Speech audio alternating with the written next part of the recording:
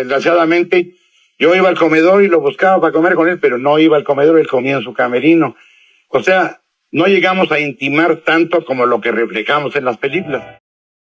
Eran charros de verdad. No hablo de corridos enmarcados ni de retratos colgados en cantinas, sino de hombres de carne y hueso, que cabalgaban con la voz y con el alma. Luis Aguilar, el Gallo. Giro fue uno de ellos, una figura que podía encender un salón entero con un grito ranchero, y al mismo tiempo enfriar amistades con una mirada de orgullo. Porque detrás de cada película taquillera y de cada canción coreada, se escondían silencios tensos, celos callados y heridas que jamás cicatrizaron, y Aguilar lo supo mejor que nadie. Lo vivió bajo las luces del set, lo bebió entre botellas de tequila y lo cargó como quien lleva una sombra inseparable. Décadas después de su partida en 1997, comenzaron a circular anécdotas, cartas y testimonios que mostraban a un Luis Aguilar distinto, íntimo, vulnerable, sin la máscara del charro invencible. En esas confesiones aparece una verdad amarga, los nombres de 6 cantantes y actores que más que rivales artísticos, fueron cicatrices abiertas en su camino. No me dolió perder fama, decía en confianza, lo que me dolió fue perder amigos en medio de la música. Una frase que revela el lado humano de un hombre que convirtió la decepción en papeles inmortales y la soledad en canciones que aún estremecen.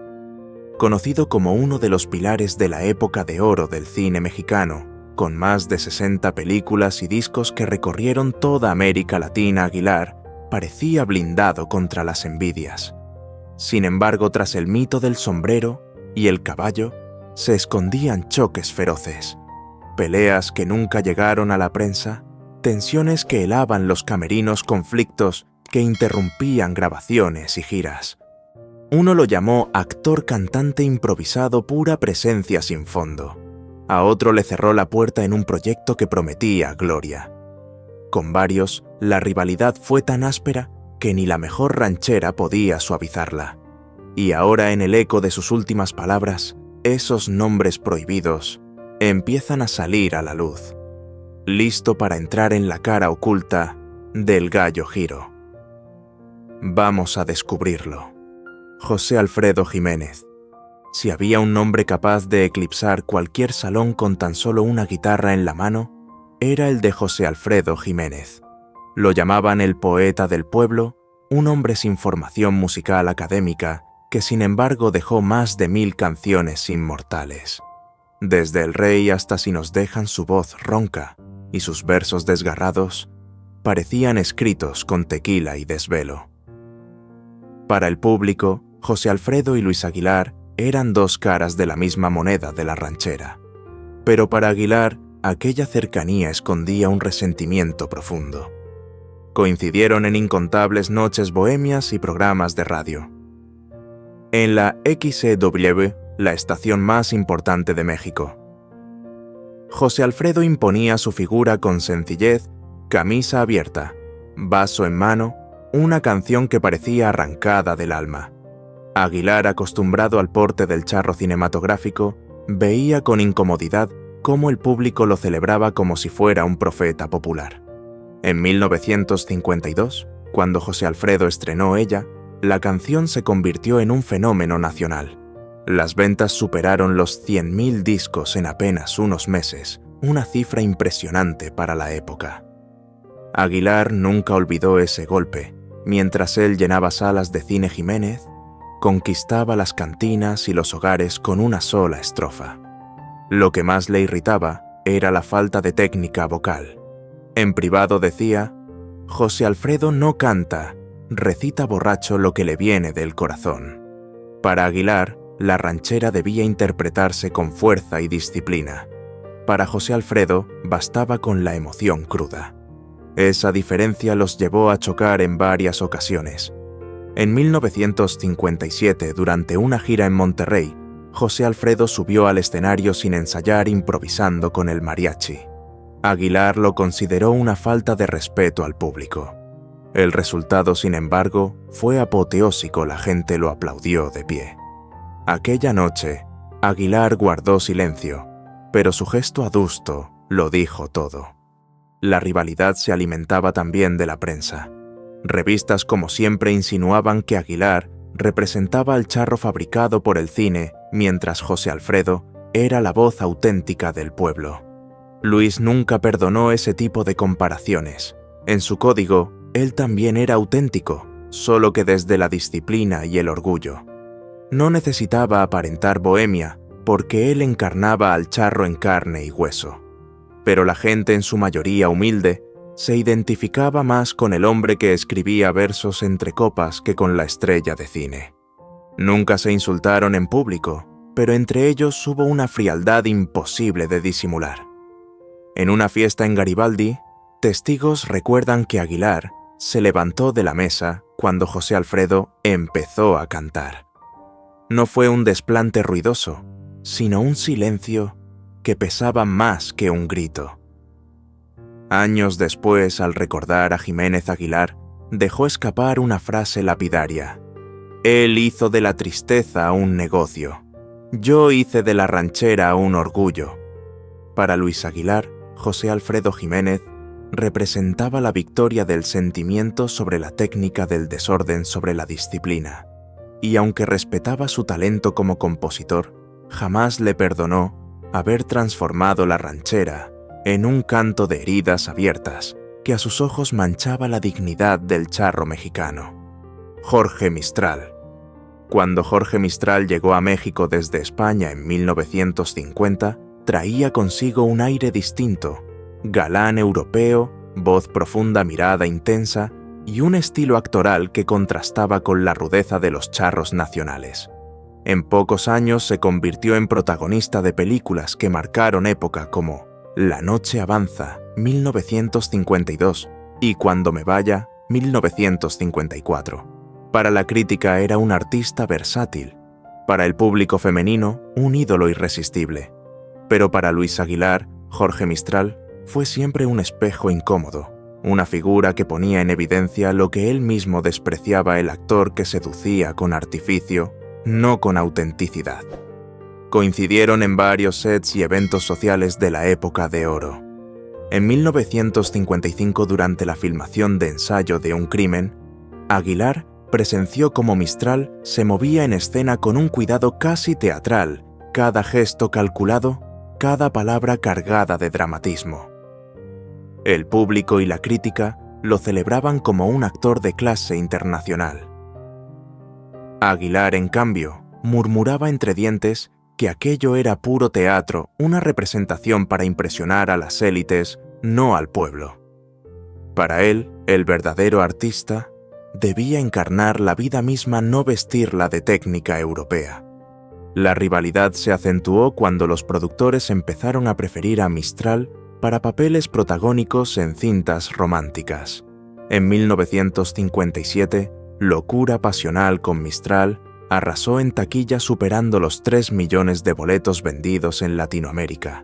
Aguilar, que esperaba ser convocado para proyectos similares, observaba con amargura cómo aquel extranjero ocupaba lugares que, según su lógica, debían pertenecer a los charros nacidos en tierra mexicana. Esa sensación de desplazamiento lo acompañó durante años. En círculos privados, Aguilar llegó a referirse a Mistral como el actor de pose, alguien que transformaba cada película en un escaparate de su belleza y su acento exótico. Un amigo cercano recuerda haberlo escuchado decir: «Ese hombre no canta ni cabalga, solo mira a cámara como si se mirara en un espejo». Para Aguilar era la encarnación de la superficialidad que empezaba a infiltrarse en la industria, estrellas hechas para las revistas, no para el pueblo. La tensión entre ambos quedó en evidencia durante una gala en el Teatro Alameda en 1960. Al terminar la actuación de Mistral, el público lo ovacionó de pie. Aguilar, sentado en primera fila, apenas aplaudió con desgano. Los periodistas notaron el gesto y titularon al día siguiente: Luis Aguilar frío, ante el triunfo de Jorge Mistral. Aquella portada lo persiguió como un eco de la rivalidad. La vida de Jorge Mistral terminaría en tragedia en 1972, cuando decidió quitarse la vida. Aguilar nunca habló públicamente de él tras esa noticia, pero entre sus allegados se decía que lo recordaba con un sabor agridulce. Admiraba su disciplina, pero jamás aceptó lo que representaba un cine que se alejaba del polvo del rancho para acercarse al brillo de los escenarios europeos.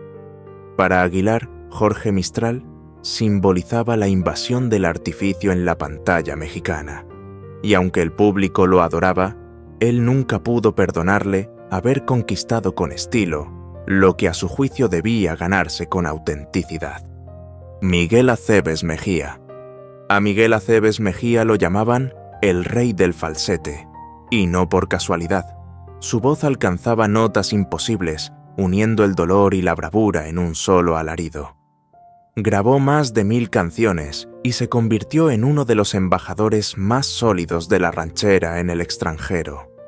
Mientras Luis Aguilar encarnaba al charro de cine con su presencia física y su porte inigualable, Aceves Mejía dominaba el terreno de los discos y los escenarios.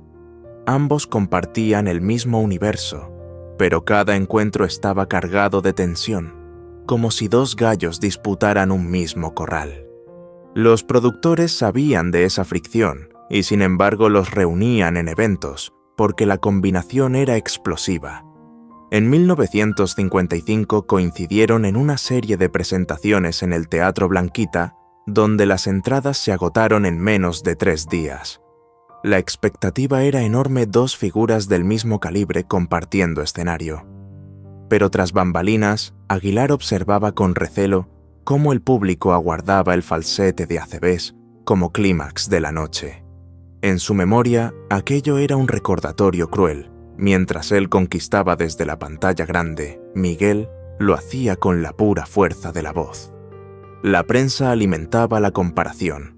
Revistas como Siempre y Cine Mundial escribían titulares del tipo «Aceves la voz que eclipsa al charro Aguilar». Aunque los editores buscaban vender ejemplares, Luis nunca perdonó esas frases.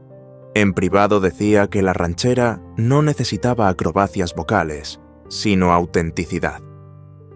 Cantar no es gritar hasta romperse, es decir la verdad con un hilo de voz, confesaba a un amigo cercano.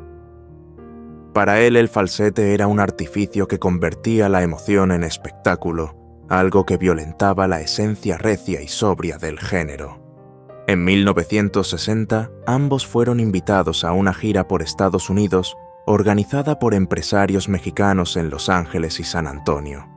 Allí los contrastes se hicieron aún más evidentes. Mientras Miguel llenaba auditorios con su virtuosismo vocal y recibía ovaciones de pie, Aguilar cumplía con corrección pero sin ese estallido de pasión que desbordaba a su colega. En cartas posteriores allegados, cuentan que Aguilar regresó a México con un rencor silencioso, convencido de que la industria favorecía el brillo exagerado sobre la sinceridad contenida. No era simple envidia, era un choque de filosofías. Aceves Mejía representaba la espectacularidad de la voz, el virtuosismo técnico llevado al límite.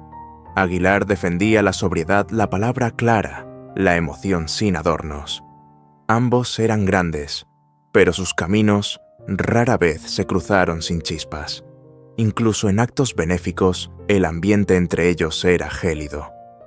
Nunca se insultaron en público, nunca hubo pleito abierto, pero bastaba una mirada seca para dejar claro que la rivalidad era insalvable. En los últimos años de su vida, Aguilar reconoció la grandeza de Aceves Mejía, pero jamás borró la herida. Lo veía como el ejemplo de cómo la música podía convertirse en circo en destreza técnica, más que en verdad humana. Para Aguilar, aquel falsete que arrancaba aplausos era también la prueba de que la ranchera corría el riesgo de perder su raíz. Y por eso, en su memoria amarga, Miguel Aceves Mejía quedó grabado no como un colega, sino como una espina que nunca dejó de doler. Sara Montiel.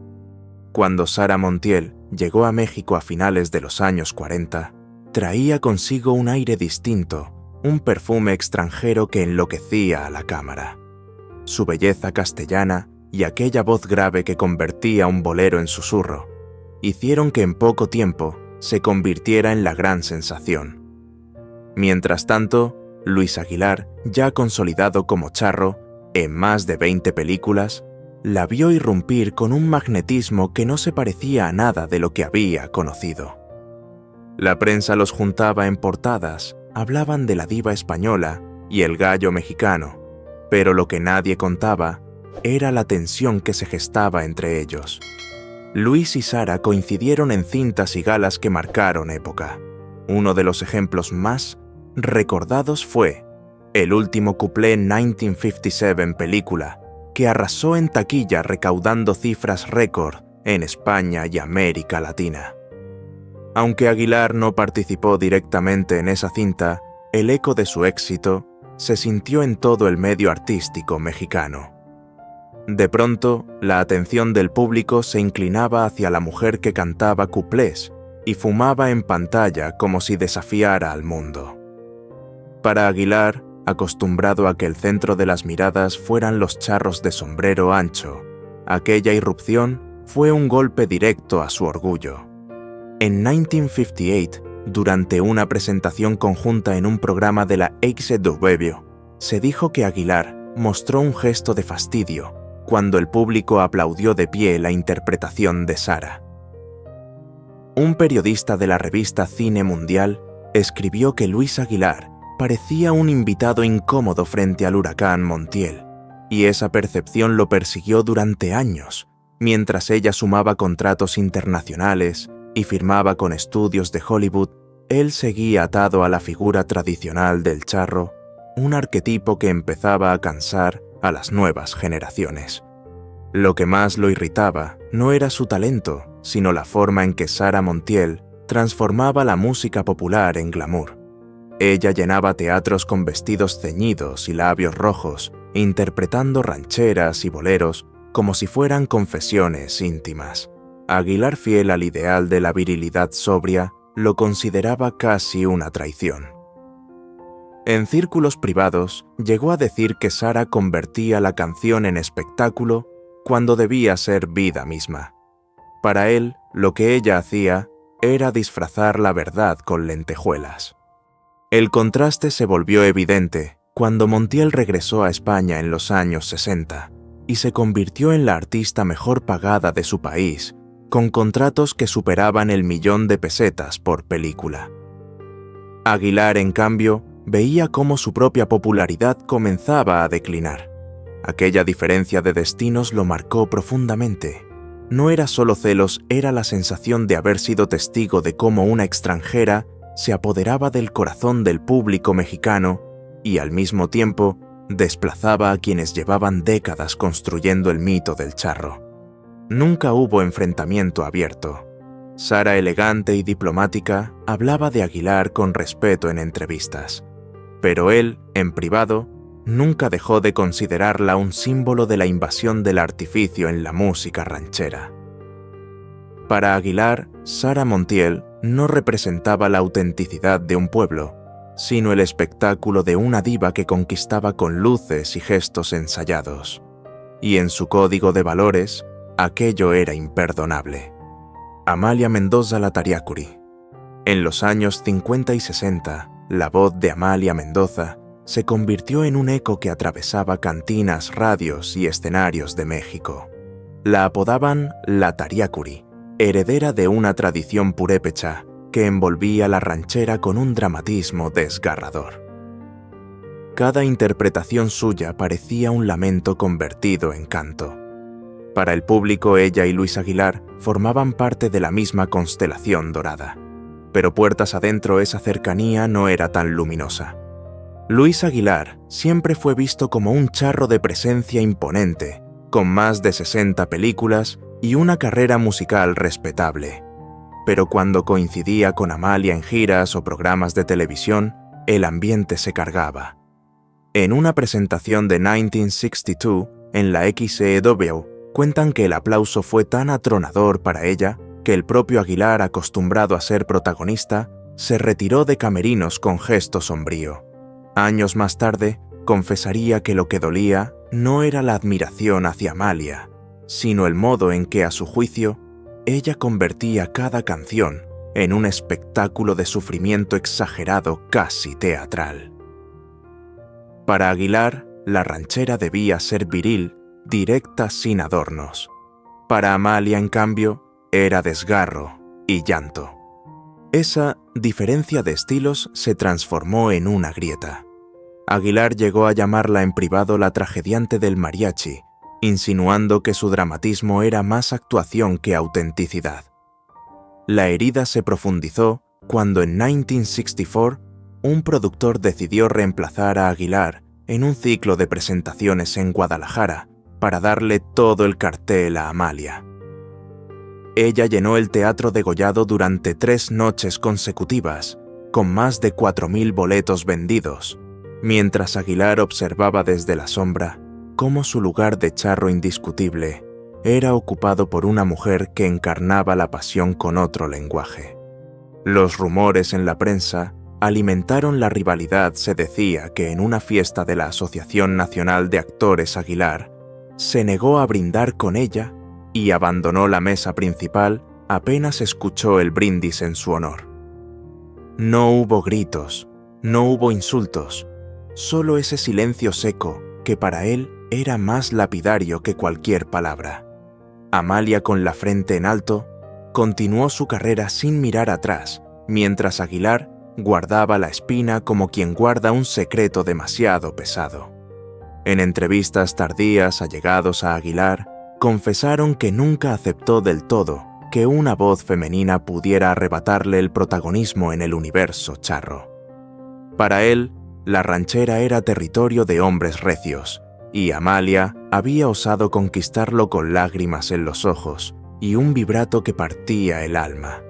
No era odio en el sentido vulgar, era una mezcla de celos, choque de visiones y el dolor de verse desplazado en un terreno que creía suyo por derecho. La historia entre Luis Aguilar y Amalia Mendoza no terminó con reconciliaciones ni abrazos.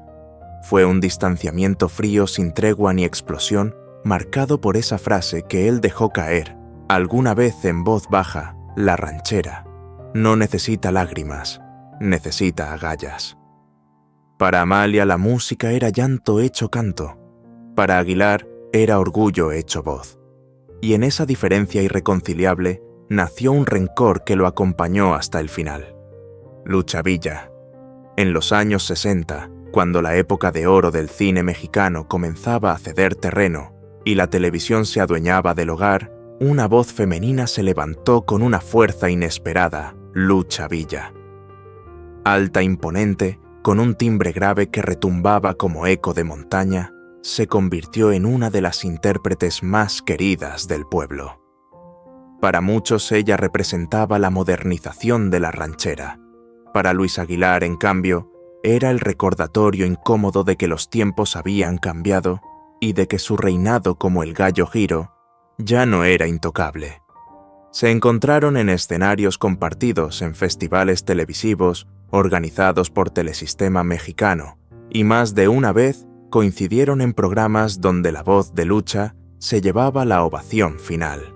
En 1966, durante un evento en Monterrey, Aguilar interpretó clásicos como El Gallo Giro y El Aventurero, pero fue Lucha quien cerró la noche con No discutamos. Los periódicos locales titularon al día siguiente: Lucha Villa eclipsa al charro de oro. Para Aguilar, aquello fue un insulto disfrazado de elogio. La ranchera que él consideraba dominio masculino estaba siendo conquistada por una mujer que imponía su presencia con serenidad y sin el artificio que él tanto criticaba en otros. Lo que más le dolía no era la voz que incluso él reconocía como extraordinaria, sino la manera en que Lucha Villa conectaba con la gente. Mientras Aguilar mantenía el porte rígido del charro cinematográfico, ella se mostraba cercana, auténtica, capaz de bromear con el público sin perder un ápice de dignidad. Aquella naturalidad lo desarmaba. En una reunión privada con amigos del medio, cuentan que Aguilar murmuró con cierto resentimiento: «Yo represento al Charro de México, pero a Lucha le creen más porque canta como si hablara con su madre». La industria tampoco ayudaba a calmar la herida. A finales de los 60, los productores comenzaron a dar más espacio televisivo a Lucha Villa. Sus discos se vendían como pan caliente en discos Peerless, alcanzando cifras que competían con los de Javier Solís y Rocío Dúrcal. Aguilar, que había construido su mito en el cine, veía como el terreno que le quedaba a la música ranchera era ahora dominado por una mujer que no necesitaba sombrero ancho ni pistola al cinto para representar a México. El contraste entre ambos se hizo más evidente en una grabación para un especial de fin de año en 1970. Mientras Aguilar repetía una y otra vez sus líneas con disciplina, Lucha cantó en una sola toma y se ganó la ovación de los técnicos. No hubo enfrentamiento directo, pero la frialdad entre ellos fue evidente. Aguilar jamás la atacó en público.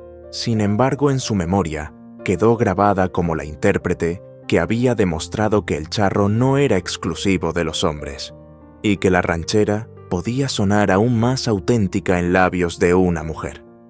Para Luis Aguilar, Lucha Villa simbolizaba la erosión de un orden que él había defendido con orgullo, el charro como emblema absoluto. Y aunque la respetó como artista, nunca perdonó que con su voz firme y su autenticidad arrolladora le recordara día tras día que los mitos también caducan. Al mirar en retrospectiva la vida de Luis Aguilar, uno entiende que su aparente dureza no era soberbia, sino un código de valores. En cada uno de los nombres que guardó como espinas, Amalia Mendoza, Pedro Infante, Sara Montiel, Miguel Aceves, Mejía, Lucha Villa, Manuel Capetillo, no había simple odio, sino una lucha silenciosa entre su visión de la ranchera y lo que él consideraba desviaciones de su esencia. Para Aguilar, la música mexicana debía ser recia sobria, sin adornos que la volvieran espectáculo. Y cuando veía a otros triunfar con estilos distintos, lo sentía como una traición no solo a él, sino al alma misma del charro. En realidad, Aguilar nunca fue enemigo declarado de nadie. Su arma no fueron los insultos ni las polémicas públicas, sino el silencio. Era el silencio del charro, que en lugar de gritar, aprieta los labios y se retira con dignidad. Ese silencio fue su protesta contra lo que él percibía como el vaciamiento de la ranchera, el falsete que convertía el dolor en artificio, el glamour que disfrazaba la autenticidad, la modernidad que diluía la tradición.